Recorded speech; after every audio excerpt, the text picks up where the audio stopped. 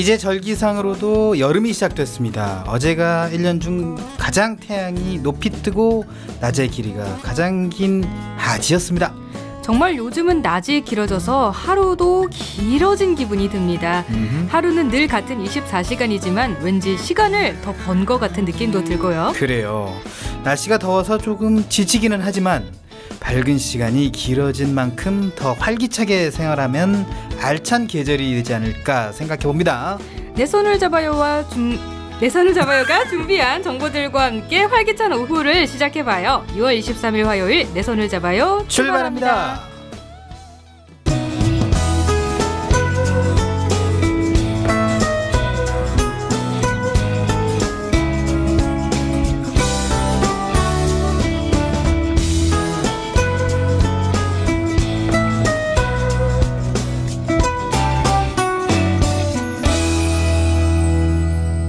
안녕하세요. 내 손을 잡아요 진행의 권순철입니다. 안녕하세요. 홍옥입니다. 네, 어제 월요일 100회 방송 제가 다 망쳤다고 해도 과언이 아닌데 네, 어제 제가 그렇죠. 저를 인정할 줄 아는 사람이거든요. 네. 이제 어제 두통약도 먹고 막 컨디션 엄청 떨어져가지고 그랬었어요. 실수를 했는데 오늘은 홍옥희 씨가 처음부터 실수를 해주셨습니다. 저는 컨디션 나쁘지 않은데 왜 그랬을까? 너무 좋으면 또 그럴 수 있습니다. 활기차게 시작을 하려다 보니까. 네. 너무 좋으면 그럼 어쨌든 생방송의 묘미죠. 어떤 때는 정말 잘 맞아가지고 작가가 칭찬하고 하고 그 다음 날 바로 이제 실수를 하면서 다시는 이제 칭찬을 안 하겠다. 이렇게 얘기를 하는 경우도 있어요. 네, 그래서 진짜 그 이후로 칭찬이 없어요. 그렇습니다. 우리가 정보 똑똑 되게 잘하고 있잖아요. 거의 원고와는 원고가 동떨어진다는 얘기는 아닌데 원고를 안 읽는 것처럼 그렇게 하고 있는데 칭찬이 없습니다. 네, 여튼 그렇고요. 자, 활기차게 보내야 될 것 같고 정말 낮이 기니까 덜 무서워요. 그동안 무서웠나요? 네, 좀 무서워요. 네, 밤만 되면 밤길이 무서운 35짤? 36짤? 5시예요. 네. 정말 어두우면 무섭습니다. 네, 어둠이 무서워요라는 노래가 있거든요. 네, 맞아요. 옥희 씨는 어때요? 낮이 좀 길어지니까. 저도 낮이 길어진 게 좋죠. 아무래도 어두워지다 보면 뭔가 집에 빨리 가야 될 것 같고 맞아요. 하루를 마무리하는 기분이 드니까. 맞아요. 밤은 좀 뭔가 몸도 좀 처지게 해요. 네. 보통 저도 약간 의학 공부를 하지 않았습니까? 네. 보통 고통은 밤에 많이 옵니다. 네, 낮보다는 밤에 많이 오기 때문에 밤에 응급실이 굉장히 바쁘게 움직이잖아요. 네. 그렇구나. 그게 그렇습니다. 의학적인 그렇습니다. 거예요? 네, 한의학적으로 볼 때 밤이 더 심한 통증이 온다고 해요. 그렇구나. 네, 그렇기 때문에 여러분들은 밤을 조심해야 됩니다. 네, 그래서 여름이 더 좋은 건 낮이 길어서가 아닌가. 물론 이제 덥긴 하죠. 네, 덥고 그쵸. 체력적으로도 관리하셔야 돼요. 다이어트 하겠다고 음식 덜 먹으면 정말 체력적으로 회복을 못할 수도 있기 때문에 그래요. 네, 더위 먹지 않도록 영양 섭취도 잘하셔야겠고 그래서 이제 오늘 저희가 영양 섭취할 수 있도록 도와드리지 않습니까? 뭐로 도와드리죠 오늘은? 요리왕으로 도와드리잖아요. 왜 이렇게 센스가 없어요. 이렇게 말하라는 거죠. 제가 이렇게 던져준 거죠. 네, 오늘 홍옥희 씨 컨디션 안 좋은 걸로 하겠습니다. 아니 던져준 거라고요. 이렇게 숟가락 차리라고. 자, 오늘 페이스북에 이거 올라갑니다. 네. 자, 코너 소개해드리겠습니다. 화요일 풍성하게 채워주는 코너입니다. 초보들도 쉽게 할 수 있는 요리를 알려드리는 우리들도 요리왕 준비되어 있고요. 다음은 시각장애인들에게 유용한 IT 정보를 드리는 신비한 IT 세상이 기다리고 있습니다. 그리고 오늘은 화요일에 세종 포커스를 전해드립니다. 네, 원래 월요일이었죠. 네. 화요일로 시간을 바꿨습니다. 자, 내 손을 잡아요에서는 많은 참여를 기다리고 있어요. 네, www.facebook.com/kbic/ktb로 메시지 주시거나 진행자에게 메시지를 보내주시면 참여할 수 있습니다. 그리고 인터넷에서 포피 채널을 검색하면 블로그를 통해서도 참여가 가능합니다. 방송에 참여하신 청취자분께는 문화상품권을 드립니다. 많이 참여해주세요.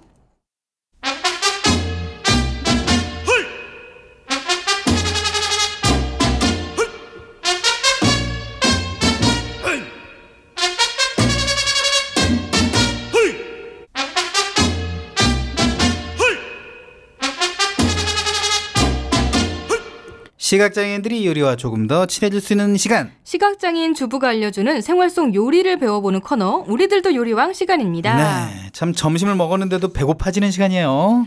자, 우리들도 요리왕 선명지 씨와 함께합니다. 안녕하세요. 안녕하세요. 네, 안녕하세요. 반갑습니다. 자, 역시 다이어트 중이죠? 아니요. 역시 일주일 만에 작심 7일. 네. 왜 이제 안 하시죠? 아니, 이렇게 맛있는 게 많죠, 맞아요. 그렇습니다. 또 여름하면 콩국수, 아, 열무말이 국수 뭐 이런 거. 먹을 게 너무 많아요, 여름에도. 정말 뭐 맞아요. 여름의 별미는 찬 거 아니겠습니까? 근데 말이죠. 또 이열치열도 되게 또 선호하는 분들이 많아요. 또 뜨거운 여름에 이게 삼계탕이나 설렁탕, 뚝배기를 붙들고 이렇게 먹는. 붙들고. 먹나요? 뚝배기를 그냥 붙들면 안 됩니다. 그 뚜껑 있잖아요, 받침대. 그걸 잡고 먹어야 돼요. 그거는 순철 씨만의 그런. 그렇습니다. 네. 뚝배기를 어떻게 잡아요? 그렇죠. 위험해요. 네, 뚝배기에 뚜껑을 붙들고. 그래서 뭐 오늘도 뭐 오늘 만들어볼 요리가 이열치열과 관련된 요리인가요?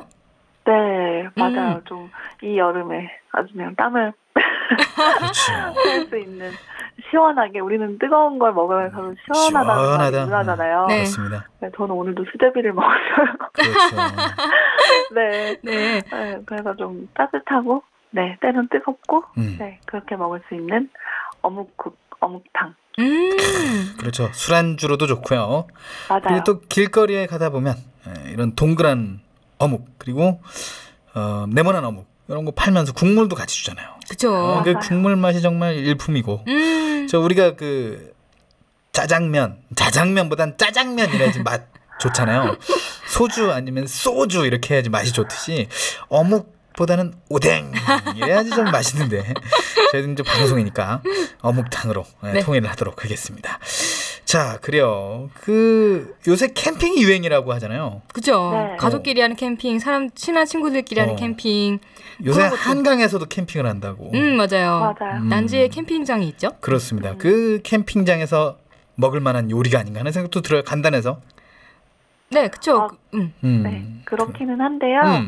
어묵국이 간단하기는 해요. 그런데 조금 조심해야 될 필요는 있어요. 어떤 걸 조심해야 돼요? 왜냐면은 여름이다 보니까 기온이 높잖아요. 네. 그래서 아이스박스가 없으신 분들은 어묵이 의외로 실온에 조금만 둬도 금방 상해요. 맞아요. 아, 그래요? 네. 왜냐하면 어묵이라는 게 만들어지는 과정이 생선을 베이스로 해서 만들어지잖아요. 그래서 네네. 부산의 어묵이 유명하기도 하고요. 네, 그렇기 때문에 특히 여름철에도 금방 상할 수가 있어요. 그렇습니다. 네, 좋은 어묵을 고르실 때 이렇게 어묵 재료도 중요하지만 직접 어묵 냄새를 맡아보시고 이 어묵이 상태가 어떤지, 맞아요. 네, 이게 제일 중요해요. 그렇습니다. 왜냐하면 이제 자칫하다 금방 이제 건강으로 직결될 수 있는 문제라서, 네, 어묵 냄새를 맡아보고 우리가 익숙한 그런 짠 내음이 아니라 뭔가 시큼한 냄새가 난다. 그러면 절대 바로 쓰시면 안 돼요. 그렇죠. 그렇습니다. 여름엔 식중독 조심해야 되죠. 그렇습니다. 네. 그래서 캠핑 가실 때는 아이스박스가 필수고 여름에 네. 특히. 그래요. 그렇다면 좋은 어묵 고르는 방법이 있을 것 같아요. 그래도 약간 좀 오래되지 않은 걸 골라야 되잖아요. 네. 오래될수록 어묵은 좀 가공된 거니까 딱딱해질 수도 있고요. 네. 좀 냉동실 냄새가 많이 날 수도 있고, 그다음에 아무래도 이제 생선을 베이스로 가공한 거다 보니까 가장 최근 게 제일 좋아요. 그리고 요즘은 어묵은 냉동실에 놓고 그때그때 먹고 싶을 때마다 먹으려고 이렇게 좀 많은 양을 배달하시는 분도 계세요. 네. 그래서 좀 아시는 데가 있으면 그런 데서 시켜서 드시는 것도 괜찮아요. 네. 그래요. 어묵 맛이 이제 어묵국을 좌우하니까. 그럼요. 네. 뭐 이렇게 아는 데가 있으면 그렇죠. 해주는 게 좋고, 그다음에 기름기. 항상 어묵 기름기 굉장히 많잖아요. 네네. 네, 그것도 한번 체크해 보시고 어묵을 각각 다른 브랜드나 다른 회사 걸로 드셔보시고 어떤 쫄깃함 정도나 기름기를 한번 체크해 보시는 게 좋은 것 같아요. 그렇습니다. 요새는 그 부산 현지에서 바로 네. 시키시는 분들도 많고요. 네, 맞아요. 그렇군요. 그렇습니다. 자, 그러면 재료 준비해야겠죠. 어묵과 함께 어묵국에 끓일 같이 넣을 재료를 좀 소개해 주십시오. 네, 일단 어묵만 있으면 집에 있는 재료 쓰시면 돼요. 양파 좋고요. 네, 그리고 육수가 있어야겠죠. 육수가 있고 뭐 호박이나 애호박이나 감자 같은 거. 네, 있으면 좋고 조금 매콤한 게 좋겠다 나는. 네. 네, 그러면 월남고추 있죠. 월남고추나 청양고추도 괜찮아요. 그럼요. 네, 고춧가루보다는 고추를 직접 이용해 주시는 것이 국물이 맑겠죠. 네, 그렇죠. 네, 그리고 간을 맞추기 위해서 사실은 어묵이 간이 많이 들기 때문에 큰 그런 건 없는데요. 그래도 국간장 정도 혹시나 그다음에 파, 네, 대파. 또 어묵도 시원한 맛을 살리기 위해서 대파가 또 많이 넣어주시면 맞아요. 좋아요. 네. 그리고 조금 우리 집 어묵에는 특별한 게 있었으면 좋겠다 하시는 분들은 첨가하고 싶은 걸 첨가하셔도 돼요. 버섯 넣으셔도 되고요. 네. 그다음에 저 같은 경우는 뭘 하냐면요. 여름에는 왜 찬밥이 많잖아요. 그렇죠. 네, 맞아요. 네, 밥을 한꺼번에 해서 많이 넣어 드시는 분도 계시고 그러다가 냉장고가 좀 빨리 먹어줘야 되는데 남는 밥이 있다. 네. 맛은 없을 것 같고 그런 경우는 후라이팬에 이렇게 눌러서 누룽지를 만들어요. 네, 네. 그리고 바싹 말리거나 해서 누룽지를 만들어서 어묵탕 마지막에 뿌려서 넣기도 해요. 우와, 그거 진짜 맛있겠는데요? 네, 저는 그렇게 잘 먹는 편이에요. 그다음에 조금 더 쫄깃쫄깃한 걸 같이 넣고 싶다 하시면 조랭이떡도 괜찮아요. 네, 맞아요. 그렇죠. 요새 네. 뭐 유행이죠, 조랭이떡은. 네. 불고기 할 때도 넣고. 맞아요. 네. 그 정도가 재료가 될 것 같아요. 그래요. 네. 네. 베이스가 되는 그 어묵, 그 손질 좀 중요하겠죠? 어묵은 일단 한 입 크기로 썰어주시는데요. 보통 이렇게 현지에서 시키는 어묵이나 뭐 마트표 어묵이나 다 여러 가지 모양이 있어요. 네. 네. 뭐 이렇게 제일 많이 보시는 얇고 평평하고 이렇게 큰 어묵 몇 장 들어있는 거. 네네. 그런 것도 있고, 그다음에 이제 손가락 2개 굵기 정도에 해서 한 뼘 정도 이렇게 길게 된 어묵도 있고요. 네네.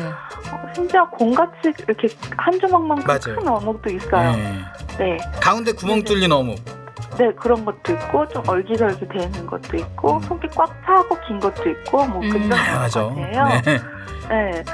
좀 속에 긴 원기둥 같은 것도 있고. 그렇습니다. 그래요. 네. 네. 그래서, 그런 어묵을 그냥 다양하게 드셔야 맛있고요. 고기도 되게 먹음직스럽고요.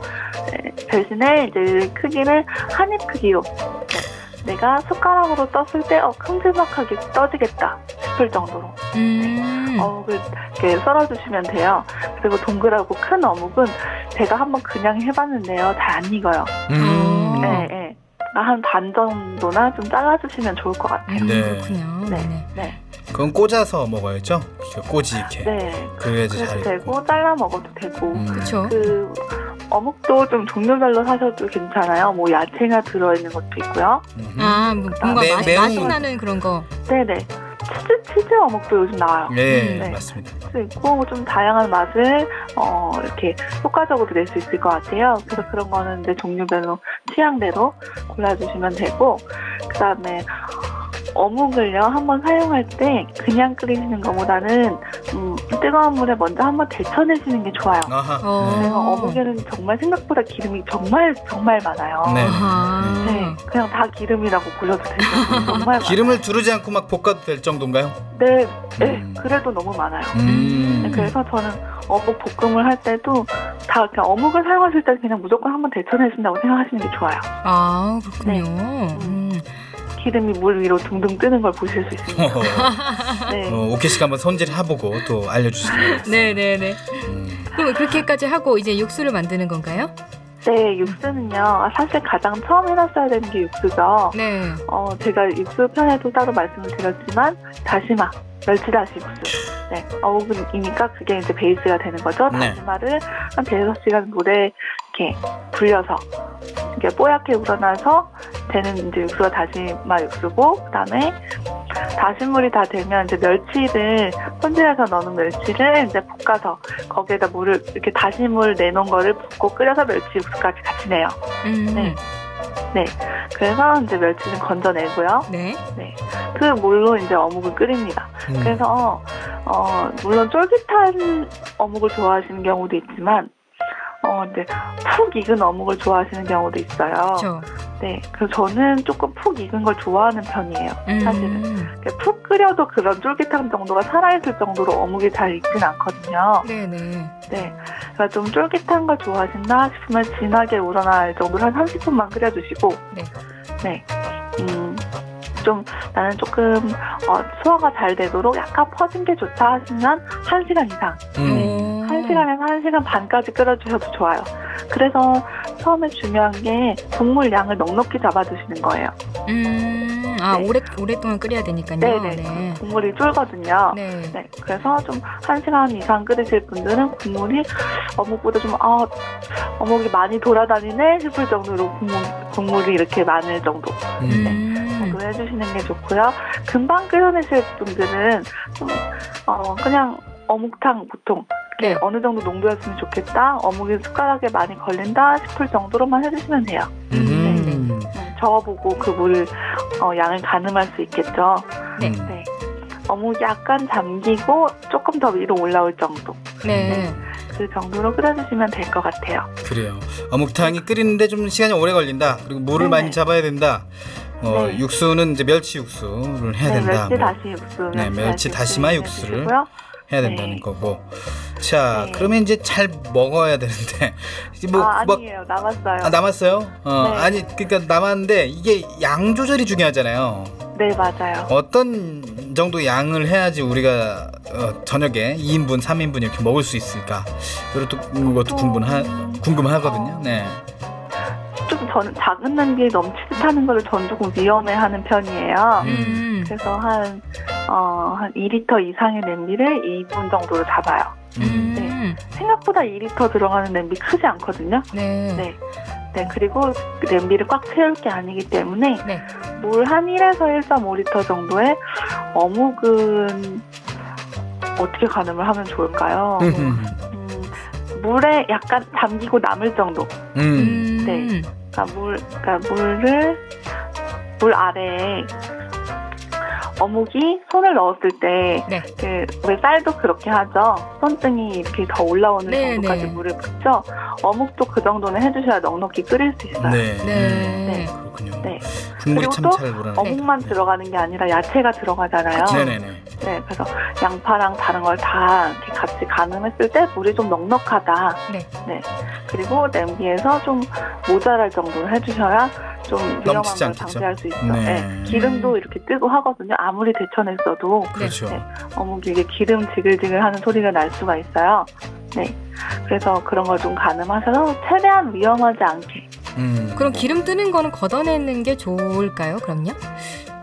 아무래도 건강에 좋아요. 네. 이렇게 좀 태망이나 독자 같은 걸로 걷어주시는 게 좋아요. 근데 시각장애인들한테는 쉽지 않은 작업이죠. 그럼 사실은 그래서 조금 확실하게 데쳐내시는 게 저는 추천하는 방법입니다. 아까부터 계속 그걸 강조했는데 정말 기름 많아요. 네. 생선은 기름이 굉장히 많아요, 사실. 네. 고기에 기름이 많다고 생각하시는 분이 있는데 생선에 기름 많습니다. 가공되는 거기 때문에 또 되게 많고요. 그렇습니다. 네. 그래서 요즘은 이렇게 어묵을 쪄서 나오는 경우도 있다고 해요. 기름을 많이 빼려고. 네. 그럴 수 있군요. 자, 그리고 간이 중요하잖아요. 간. 네. 간 맞추는 것도 되게 중요한 것 같아요. 간은요, 사실 제가 잘 된 거나 맛있는 거나 간을 고르는 건 저는 먹어보는 걸 항상 제일 먼저 얘기를 하죠. 네.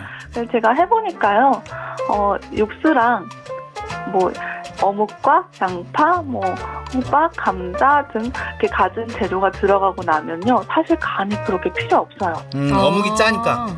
네, 어묵이 짜고요. 그 마지막에 파나 이제 매콤한 걸 살리기 위해서 고추도 썰어 넣고 하잖아요. 정말 웬만하면 간이 필요 없습니다.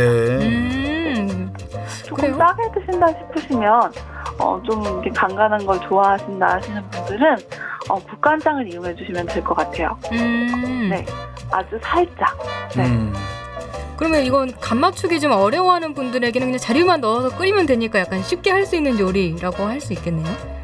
네. 어묵이 정말 기본적인 간은 다 돼 있기 때문에요. 그렇죠. 정말, 그리고 육수가 항상 중요하죠. 그쵸. 육수를 내느냐 안 내느냐는 정말 음식에 특히 간을 엄청난 좌우를 해요. 육수를 안 내면 진짜 싱거울 것 같아요, 사실. 네, 그럴 수 있어요. 네. 베이스잖아요, 사실은. 그렇습니다. 네. 육수가 없으면 기름국 먹는 느낌이 날 것 같아요. 그렇습니다. 그럴 수 있어요, 정말로. 네. 국물을 많이 먹는 음식이잖아요, 어묵탕이라는 게. 네. 그래서 육수를 꼭 내주시고요. 네네. 육수 많이 내주셔도 좋아요. 요즘 같을 때는 육수가 만약에 내가 어묵국을 끓이고 남았다 하면 유리병이나 일반 병에 옮겨서 냉장 보관하셨다가 다른 찌개 끓일 때 이용하셔도 충분하거든요. 네, 맞아요. 그래서 육수는 최대한 뭐 이렇게 많이 내셨다가 어차피 한 번 내려면 다시마 육수는 막 5시간, 6시간 담궈놔야 되잖아요. 네. 많이 냈다가 어묵국 끓일 만큼만 끓이고 또 여유분을 남겨두시는 게 좋아요. 항상 옆에다가 이게 내가 끓였는데 조금 어떻게 하다 보니까 국물이 너무 많이 쫄아버렸네 이런 수 있죠. 네. 그럴 때 맹물을 붓는 것보다는 남아있는 육수를 부어주는 게 맛있죠. 네. 항상 음식을 하실 때는 여유분을 가지고 좀 여유 있게 하시는 게 마음도 편하고 맞아요. 좀 맛도 더 좌우하겠죠. 네. 그렇습니다. 자, 잘 끓였는데 잘 끓이는 걸 확인하기 위해서 어묵이 좀 잘 익었나 이거 봐야 되거든요. 네. 역시 이제 국 숟가락이라든가 이런 걸로 해야 되나요? 젓가락으로 찔러보나요? 어떻게 해야 돼요? 사실은 어묵은 찔러봐도 그렇게 큰 차이는 많지 않아요. 이기 시작하면은 감자처럼 무슨 고구마처럼 그렇게 느껴지는 게 아니에요. 어묵 자체가 워낙 쫄깃하다 보니까. 네. 그리고 이미 잘라서 끓였기 때문에 다 도망을 가요, 자꾸. 그렇죠. 네. 시각장애인 입장에서는 그래요. 네. 그래서 떠서 먹어보시는 게 중요해요. 떠서 먹어봐야죠. 네. 떠서 먹어보시는 게 중요한데 요즘에는 그게 국물이랑 같이 떠져서 위험할 수도 있잖아요. 네. 그래서 꼭 숟가락에 구멍 뚫린 것처럼 생긴 도구가 나오기도 해요. 네. 국자에 구멍이 뚫린 것처럼 이렇게 국물만 털어내주는 국물만 빠지고 건더기만 이렇게 건질 수 있는 것들이 나와요. 그런 걸 이용해 주셔도 좋아요. 그래요. 요리는 도구입니다. 네. 국자나 숟가락을 이용하실 때는 이렇게 국물 때문에 더 뜨거워서 어묵을 잘 이렇게 맛을 모를 수도 있으니까 이렇게 약간 어묵이랑 국물을 같이 떠주면 숟가락을 살짝 기울여서 국물을 많이 덜어내고 드셔보시는 게 좋고요. 또 하나 이제 강조하고 싶은 건 제가 항상 말씀드리지만 뜨거울 때 먹을 때는 싱겁게 느껴져요. 그렇죠. 네. 항상 싱겁게 느껴져요. 식었을 때보다. 네. 그래서 그걸 감안하시고 요리하시는 게 좋아요. 그래요. 자, 이렇게 어묵 요리는 마무리된 건가요? 네, 마지막에는 파란 고추 송송 썰어주시는 것도 있어요. 그래요. 고명 얹어 넣는 거 잊지 않도록. 네, 그래요. 자, 명희 씨하고 같이 이제 어묵탕을 만들어봤는데 오키 씨도 만들 수 있을 것 같나요? 네, 이거는 넣기만 하면 되는 거니까 재료 손질 잘하고 육수만 잘 내면 될 것 같아요. 네, 그래요. 우리도 요리왕 쉽고 맛있는 어묵탕 만들어봤습니다. 네, 명지 씨 오늘 어묵탕 맛있게 만들어줘서 고마워요. 감사합니다. 네. 지금까지 우리들도 요리왕이었습니다. 배우고 싶은 요리가 있거나 요리에 대한 궁금증이 있다면 주저하지 말고 질문해주세요. www.facebook.com/KBIC-KTV로 메시지 보내주시면 됩니다. 그리고 인터넷에서 포피 채널을 검색하면 블로그에서도 참여할 수 있습니다. 방송에 참여하신 청취자분께는 문화상품권을 선물로 드립니다.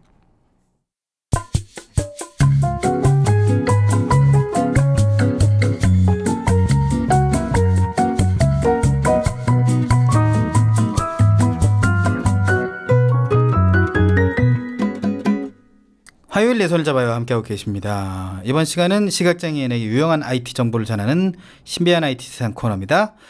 오늘 신비한 IT 세상에서는 모바일 TV 동향에 대해 정리해 보겠습니다. 엑스비전 테크놀로지 김정호 이사와 함께합니다. 안녕하세요.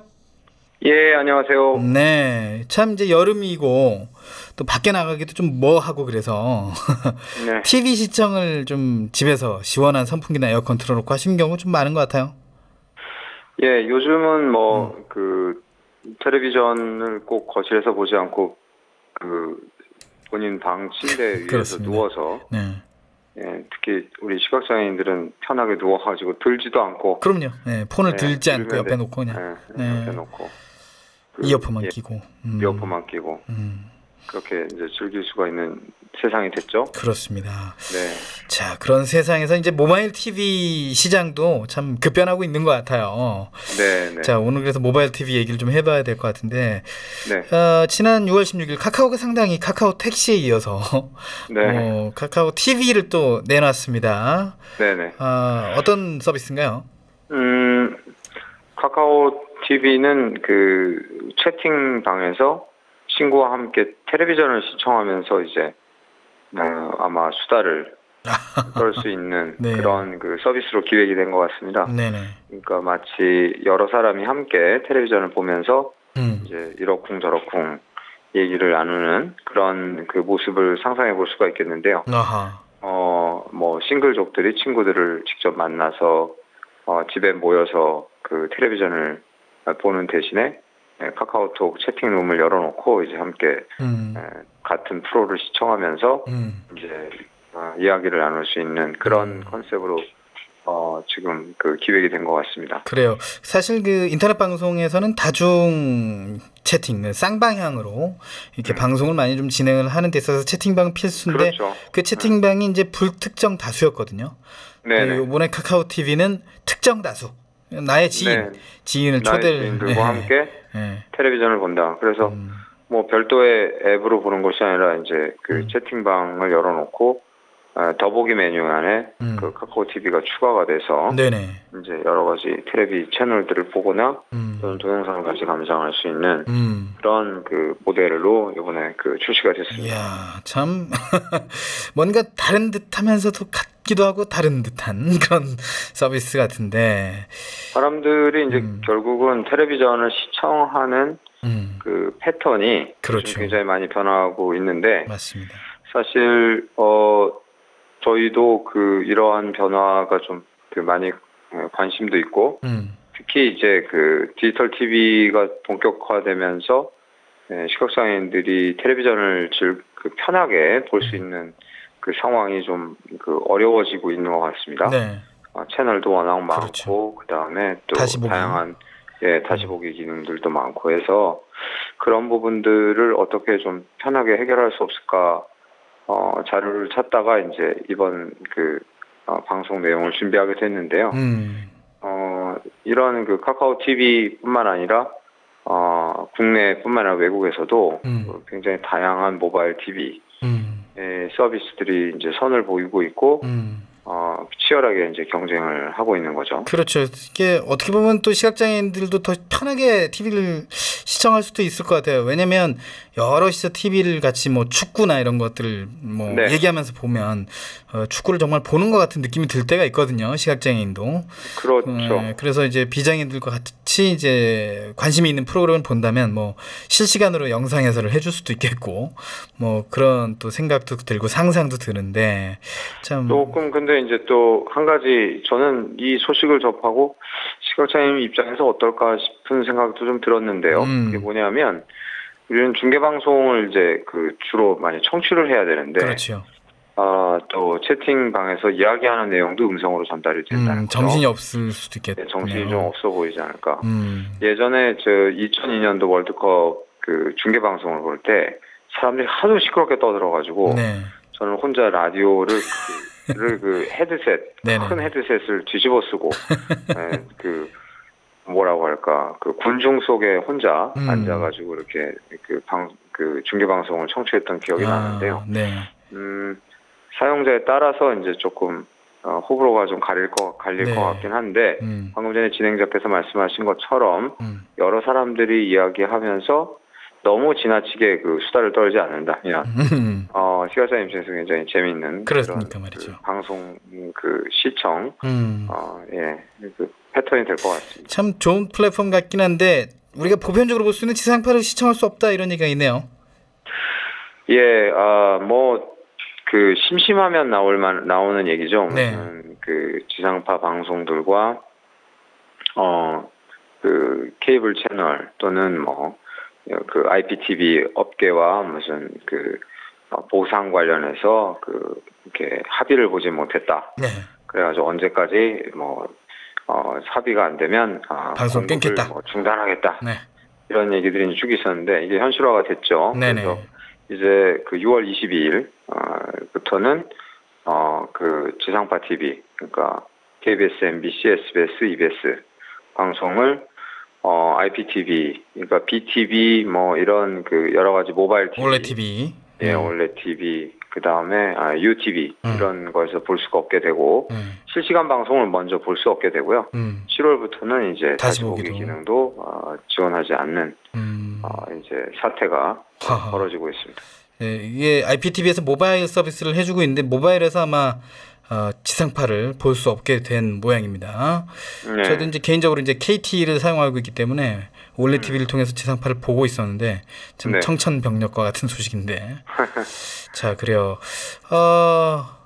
이 지상파 TV를 또 내 손 안에서 보려면 어떻게 해야 될까? 이런 것도 궁금해지네요. 사실 그 콘텐츠 제공자 뭐 이렇게 모임이라고 할까요? 그래서 그 4개 방송사가 모여서 컨소시엄을 구성한 해서 POQ라는 그 서비스를 내놨습니다. 푹이라고 있죠, 우리가. 예, 푹이라고 있는데 네. 좀 저는 아직도 그 발음이 좀 이렇게 낯설더라고요. 그러게요. 예, 그런데 POQ 서비스가 이제 사실은 지금까지도 모바일 TV에 들어와 있었던 형태였습니다. 그렇죠. POQ 서비스를 탭을 자세히 보시면 POQ가 별도로 있었습니다. 네네네. 지상파 TV를 보는 로그인을 해야 볼 수 있다 이렇게 표시가 맞습니다. 됐었어요. 네. 예, 그렇게 돼 있었는데 그것이 이제 아예 빠지는 상황이 되는 거고. 네. 그래서 전용 그 본인들의 플레이어를 통해서 봐라. 그렇게 되는 것이죠. 이유는 이제 점점 방송사들이 그 방송 프로그램 앞뒤에 삽입하는 광고만으로는 충분한 수익을 얻을 수가 없기 때문에 네. 이제 방송 서비스 자체도 유료화해서 본인들이 이제 부족한 그 수익을 메꿔야 되는 그런 상황이다. 네. 라는 것이죠. 그래서 아무래도 그 콘텐츠를 아직까지는 누가 뭐라고 그래도 고급 양질의 콘텐츠는 지상파 쪽에서 많이 나오기 때문에 사실 모바일 TV 시청하는 분들 입장에서는 좀 걱정스러운 그런 소식이라고 할 수 있겠습니다. 그 이용자 입장, 특히 이제 시각장애인 이용자 입장에서는 자신이 쓰고 있는 모바일 TV의 접근성을 잘 알고 있지 않습니까? 근데 갑자기 이 서비스가 중단이 된다면 새로운 앱을 깔아야 되기 때문에 만약에 그 앱이 접근성이 제대로 안 갖춰져 있거나 익숙하지 않으면 TV를 마음대로 볼 수 없다. 뭐 이런 생각도 들거든요. 모바일 TV 애플리케이션들은 전반적으로 접근성이 그렇게 좋은 편은 아닌 것 같습니다. 좋은 편은 아니죠. 예, 그냥 그 나름의 능력으로 익혀서 보는데, 네. 그나마라도 이제 그 볼 수 있었던 게 이제 다행이었는데 이제는 이제 뭐 그 방송사마다 또는 뭐 콘텐츠 유형별로 보는 시청해야 되는 사용해야 되는 애플리케이션이 달라지기 때문에 사용자 입장에서는 좀 불편하기 그지없죠. 네. 시각장애인 입장에서는 그렇고 네. 뭐 그나마 앱의 접근성이 잘 갖춰져가지고 뭐 앱을 그냥 전환해서 바로바로 볼 수 있으면 다행인데 그렇지도 못하지 않습니까? 그렇습니다. 네. 그래서 이런 부분들은 사실 그 고래 싸움에 새우등 터지는 그런 꼴이죠. 네. 참 안타까움이 이어지고 있는데요. 그렇다면 현재 이용 가능한 모바일 TV 서비스에는 어떤 것들이 있는지 좀 알아봐야 될 것 같네요. 네네. 그게 이제 두 개로 나눠 볼 수가 있을 것 같습니다. 네. 그러니까 앞에 소개해드린 카카오 TV처럼 그 인터넷 회사들이 운영하는, 예를 들어서 아프리카 TV라든가 네이버에서 운영하는 TV 동영상 서비스라든가 네이버 캐스트죠. 예, 그런 것들이 한 축을 구성하고 있고요. 대표적인 게 이제 유튜브가 되겠습니다. 유튜브. 예, 그 다음에 이제 또 하나는 그 지상파 및 그 케이블 TV 프로그램, 그 다음에 각종 영화 이런 것들을 그 모바일 인터넷을 통해서 중계해서 볼 수 있는 모바일 TV, 본격적인 모바일 TV죠. 그래서 뭐 이 통사마다 다르죠. BTV, 그렇죠. 그다음에 KT는 올레 TV, LG U+는 UTV. 이렇게 나뉘고 그다음에 이제 CJ에서 운영하고 있는 TV까지 이렇게 한 4가지 정도를 줄 수가 있겠습니다. 대표적인 게 한 4가지 정도 되고 엄청 많긴 합니다. 뭐 에브리온 TV도 있고 뭐 아프리카 TV도 있고. 예, 뭐 텔레비전 앱, 그러니까 TV라는 이름을 붙인 앱들은 굉장히 다양한데요. 그 사실 서비스 모델이나 이런 것들이 이렇게 좀 불분명한 것들이 꽤 많습니다. 그렇습니다. 그래서 맞습니다. 뭐 어느 날 갑자기 방송이 중단된다든가. 맞습니다. 뭐 그런 경우들이 있는데 지금 말씀드린 것들은 이제 일반적으로 정규 편성을 가지고 서비스를 하고 있는 곳들로 볼 수 있겠습니다. 이 통사들이 그 TV 서비스를 좀 앞다투어서 하고 있는 거잖아요. 이제 IPTV로. 네. 이 TV들의 장점이 있을까요? 사실 그 모바일 TV의 가장 큰 장점은 언제 어디서나 TV를 시청할 수 있다는 거죠. 네. 그래서 이동 중에 뭐 특히 이제 출퇴근길에 다양한 그 TV 프로그램을 이제 볼 수가 있게 되는데 이때 불가피하게 이제 걱정을 해야 되는 것이 데이터 요금입니다. 그렇죠. 근데 이제 그 이통사에서 제공하는 각 이통사마다 제공하는 모바일 TV 서비스를 이용을 하게 되면 해당 그 방송을 볼 때만 사용할 수 있는 무료 데이터가 많게는 한 10기가까지 제공이 되기 때문에 네. 좀 데이터 걱정 없이 물론 뭐 무제한 데이터 요금을 사용하시면 별 문제가 없겠지만 네네.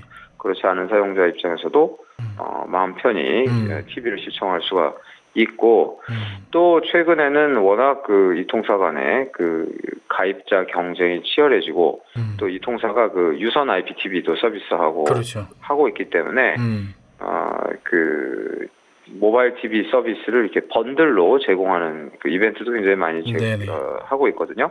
그래서 몇 개월 정도는 뭐 무료다 이렇게 이제 하고 있거나 아니면 포인트 같은 걸 이용해서 결제할 수 있게 하고 있기 때문에 이용자들 입장에서는 경제적 부담을 최소화하면서 이제 볼 수 있는 그런 장점이 있겠습니다. 네, 지상파 시청을 못한다.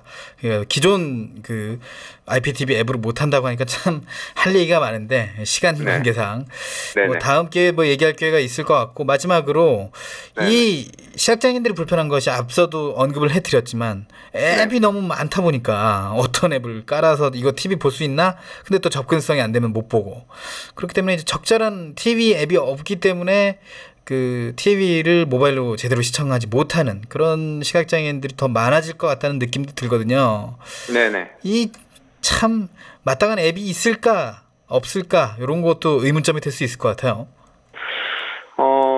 그 얼마 전에 유튜브에 공개돼서 굉장히 화제를 낳았던 게 이제 그 미국의 최대 케이블 네트워크 회사죠. 컴캐스트가 이제 시각장애인들을 위해 가지고 본인의 셋톱박스에 이제 음성 지원 기능을 탑재해서 초등학교 1학년 정도 되는 아이가 이제 자유롭게 시각장애 아이가 텔레비전을 볼 수 있으면서 즐거워하는 그런 이제 홍보 동영상이 유튜브에 공개가 됐었는데요. 사실은 그 접근성만 갖춰진다면 뭐 앱이 여러 개든 뭐 그런 거는 물론 이제 사용자 입장에서 그렇게 편하진 않지만 그렇죠. 뭐 각자 또 그 사용해야 되는 서비스가 다르기 때문에 이용할 수가 있을 것 같습니다. 네. 근데 사실은 제일 중요한 거는 접근성이 잘 갖춰져 있지 않기 때문에 벌어지는 여러 가지 그 어려움들이 있는 거죠. 네네. 특히 이제 사실 그 현재 사용하고 있는 앞에 그 여러 그 모바일 TV 애플리케이션도 판올림을 할 때마다 UI가 변경이 돼가지고 맞아요. 예, 판올림이 두려운 그런 그 상황인데 또 요즘은 또 그 인터페이스 자체를 앱스토어나 이런 걸 통해서 업데이트하는 게 아니라 그냥 그 화면 자체를 바꿔버리기 때문에 시각장애 사용자 입장에서는 어느 날 아침에 일어나 보면 갑자기 집에 뭐 TV 리모컨이 사라진 것처럼 텔레비전을 보기가 어려운 상황이 발생을 하는 것입니다. 그러니까 이런 부분들을 좀 고려를 해야 될 것 같고 또 시각장애인 입장에서는 이 문제가 좀 잘 해결될 수 있도록 뱅킹 앱 같은 경우는 접근성이 굉장히 좋은 편이거든요. 이게 그냥 뭐 은행이 시각장애 사용자를 많이 배려해서가 아니라 그동안 굉장히 많이 그 싸웠기 때문에 많이 싸웠죠. 예, 그래서 이 생활에 굉장히 그 밀접한 영향을 주는 또 이 TV 쪽도 그 우리가 그런 그 힘을 좀 모아야 될 필요가 있지 않을까 생각합니다. 그렇습니다. 조금 통합도 됐으면 좋겠고 접근성만 갖추면 뭐 누가 어떤 앱을 만들든 상관없는데 접근성이 제대로 안 돼 있다 보니까 참 시각장애인들이 모바일 TV 시청하는데 어려움을 겪고 있는 것 같습니다. 자, 오늘 말씀 여기까지 듣겠습니다. 감사합니다. 네. 자, 오늘 신비한 IT 세상에서는 모바일 TV 동향에 대해 알아봤습니다. 더 많은 시각장애인들이 쉽고 재미있게 IT 기기를 활용할 수 있도록 앞으로도 많은 소식 준비하겠습니다. 지금까지 엑스비전 테크놀로지 김정호 이사였습니다.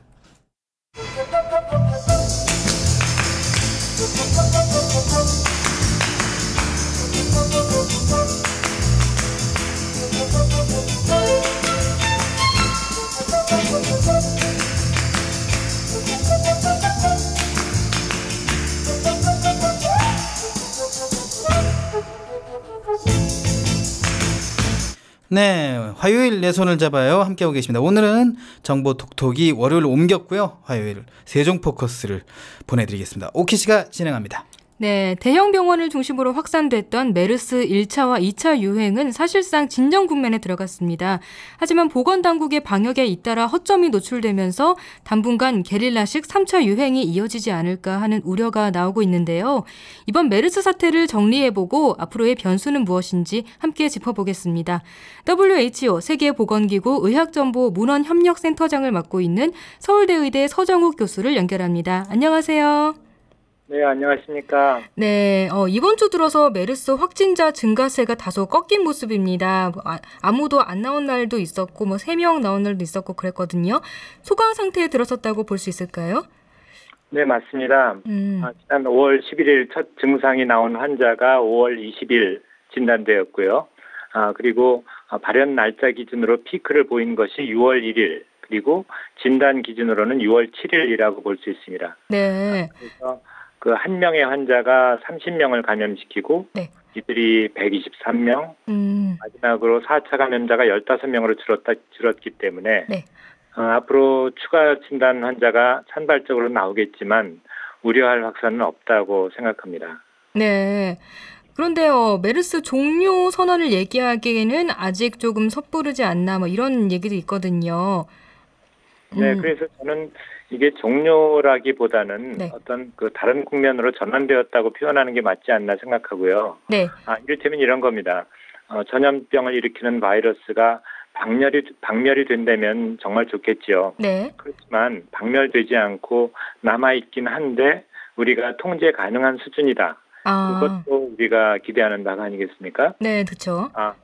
이를테면 이제 결핵균이 이제 남아있지만, 그리고 환자가 계속 발생하지만, 네. 우리가 치료 방법을 알고 통제 방법을 알기 때문에 네. 우리가 큰 걱정을 안 하는 것처럼, 네.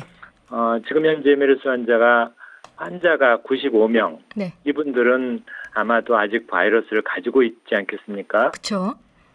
그래서 그분들이 가지고 있긴 하지만 이제는 바이러스가 있는 곳과 없는 곳을 구별할 수 있고, 네. 또 감염 방지하는 방법을 알고 있기 때문에 더 이상 전파되는 일은 없을 거라고 해서 우리가 이제 그 종료를 이야기하는 것이라고 생각합니다. 그렇군요. 그런데 어제까지 36명의 감염자를 낳은 평택 성모병원과 84명의 감염자가 발생한 삼성 서울병원이 국내 메르스 유행의 1, 2차 진원지로 꼽힐 수 있는데요. 그런데 현재 상황을 보면 확산의 양상이 또 사뭇 달라요. 장소를 가리지 않고 산발적으로 발생 이어지고 있는데요. 메르스 사태에 대해 종합적으로 한번 정리를 해봐야 될 것 같습니다. 어떻게 정리할 수 있을까요? 네, 그야말로 한국의 전염병 관리에 민낯을 보여줬다고 표현할 정도로 호조인 시련을 겪었습니다. 네. 처음 한 명의 환자를 관리하지 못할 때 어떤 일이 일어나는지를 여실히 보여줬다고 생각합니다. 그렇죠. 현재까지 175명의 환자가 발생했다는 것, 네. 그리고 27명의 아까운 생명을 잃었고, 네. 95명이 아직도 치료받고 있다는 것, 좀 참담하긴 하지만 네. 그래도 이제는 어떻게 관리해야 되는지 방법을 찾았다고 생각하고, 네. 늦게나마 전열을 가다듬고 노력하여 잘 하고 있다고 생각합니다. 네. 그런데 네. 그래서 지금 치료 중인 75명 중에 일부는 또 사망하니까 우리를 계속 우울하게 만들 수도 있겠지만, 네. 대부분은 치료될 거라고 생각하고요. 네. 그 일부는 또 지속적인 감염 상태가 돼서 그분들로부터 또 바이러스가 다시 나올까 봐 걱정되는데, 네. 이것은 사실 추측일 뿐입니다. 그렇지만 이러한 여러 가지 가능성들을 우리가 준비하고 있는 것이지요. 네, 지금은 이제 준비 과정이고 약간 통제도 가능한 상황이 됐다 이렇게 보시는 거죠. 네네. 네. 그런데 또 이 메르스 공식이 깨지고 있는 게 아니냐는 우려가 있습니다. 바로 최근에 새롭게 제기되는 최대 잠복 기간 때문인데요. 보건당국이 잠복기를 최대 2주로 파악해 왔었죠. 그런데 추가 확진 환자 중에 16일 만에 증상이 발현된 환자도 있었고요. 그리고 최장 잠복기를 9일이나 넘긴 환자가 나오면서 또 다른 논란이 되고 있습니다. 만약에 격리 해제 기준이 14일이 정말 틀리다면 자칫 방역 체계가 흔들리거나 아니면 수정을 해야 되지 않을까요? 물론 여러 가지 가능성이 있고, 네. 경우에 따라서는 잠복기가 예상외로 길어지는 환자도 나올 것이라고 생각합니다만은, 네.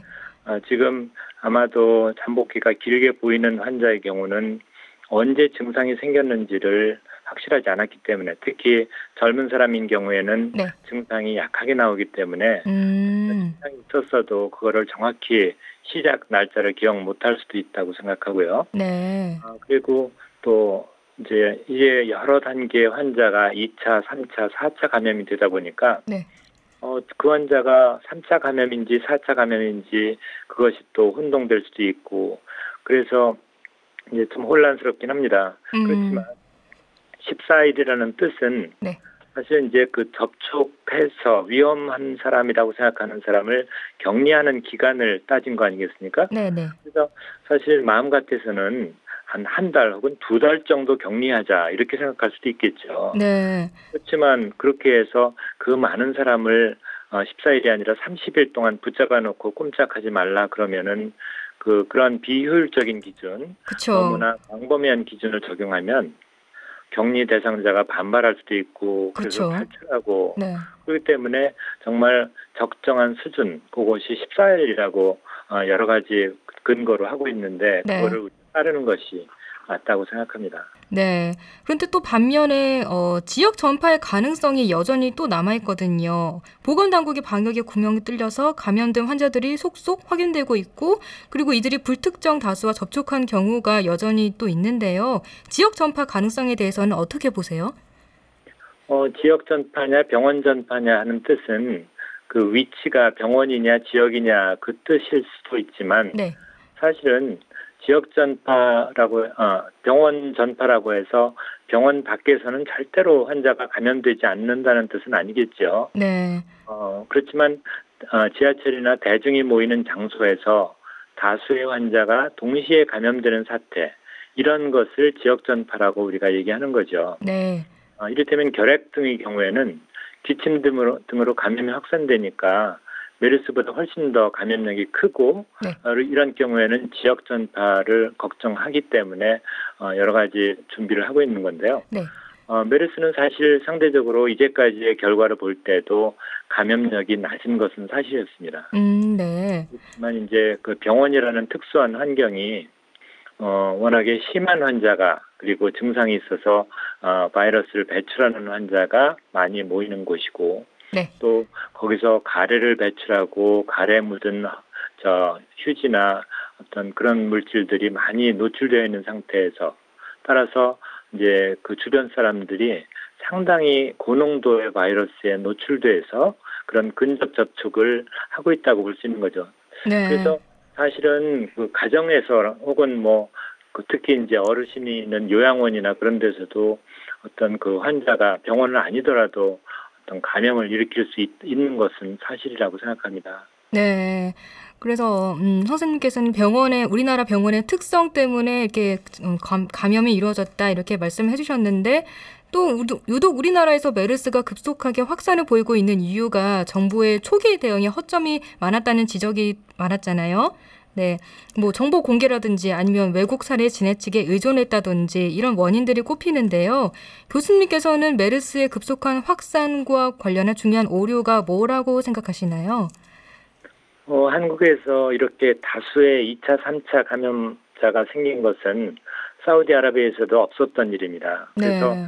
사우디아라비아에서 없었던 일이 한국의 메르스에서 일어났다. 그렇다면은 두 가지를 생각할 수 있을 겁니다.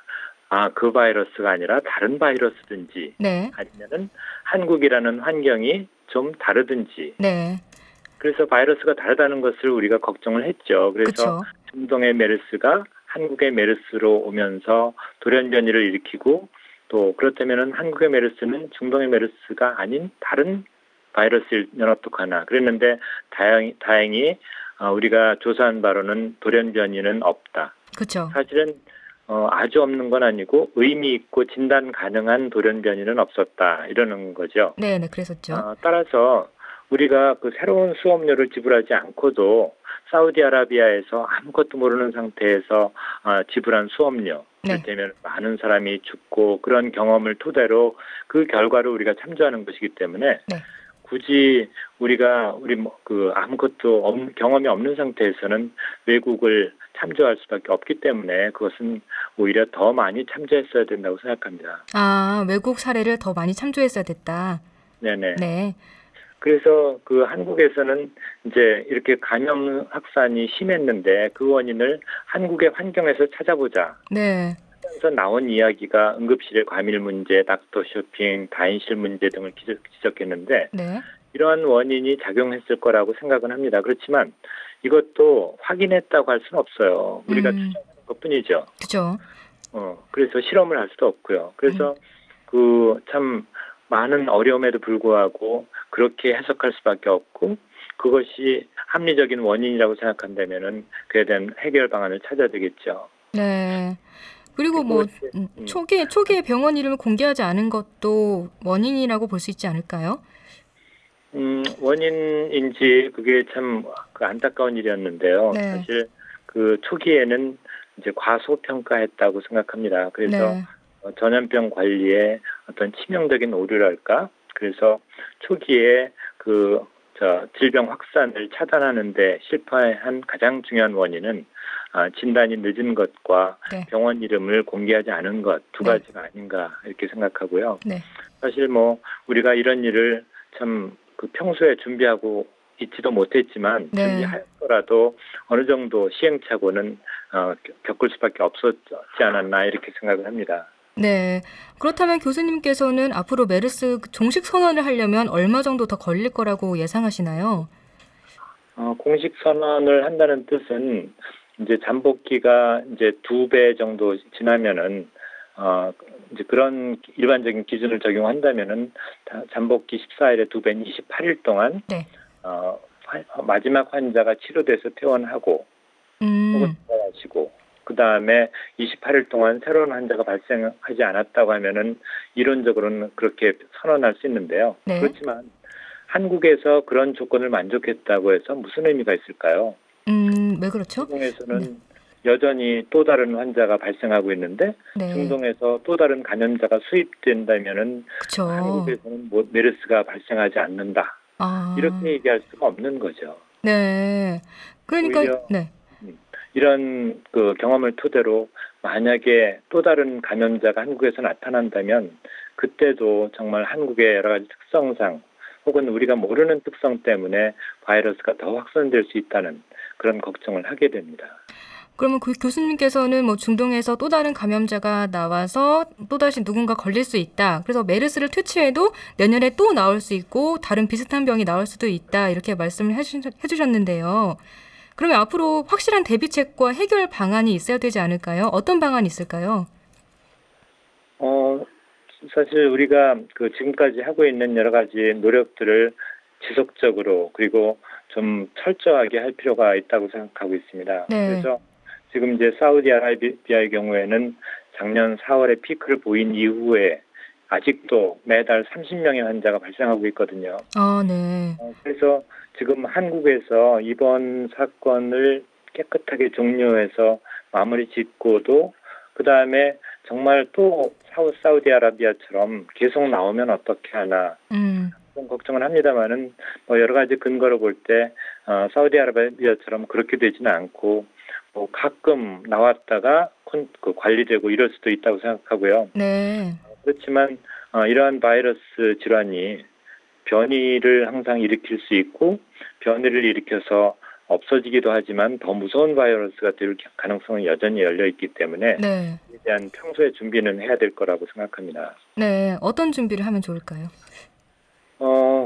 사실 참 어려운 일이죠. 이게 그 자원이 많이 필요한 일이기도 하고 또 준비는 다 해놓았는데 이것이 아무 일이 없으면은 과잉 투자라는 이야기가 틀림없이 나올 거고요. 네. 그래서 여러 가지 걱정을 하는 것 중에 좀 죄송한 말씀입니다만은 공무원식 행동을 답습하는 것은 아니지 않겠는가 이런 생각이 들어요. 돈을 많이 들여서 커다란 전염병 전문 병원을 짓는다든지 네. 뭐 이런 것보다는 좀 더 소프트웨어에서 우리가 좀 더 강력해져야 될 거라고 생각하고요. 네. 결국 이제 이게 사람이 하는 일이기 때문에 전문가들이 많이 필요한데 전문가들이 공무원에서의 어떤 그런 체계보다는 민간 전문가들이 좀 더 많이 활동하게 되기를 바라고 네.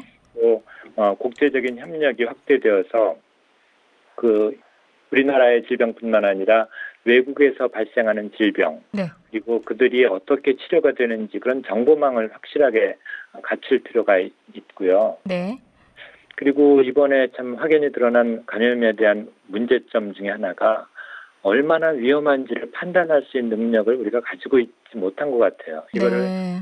리스크 리터러시, 그래서 감염 위험 판단 능력 이렇게 표현하는데 네. 만약에 이제 감염의 위험을 과소평가하게 되면은 방역을 소홀히 해서 이번 같은 사태를 낳을 것이고요.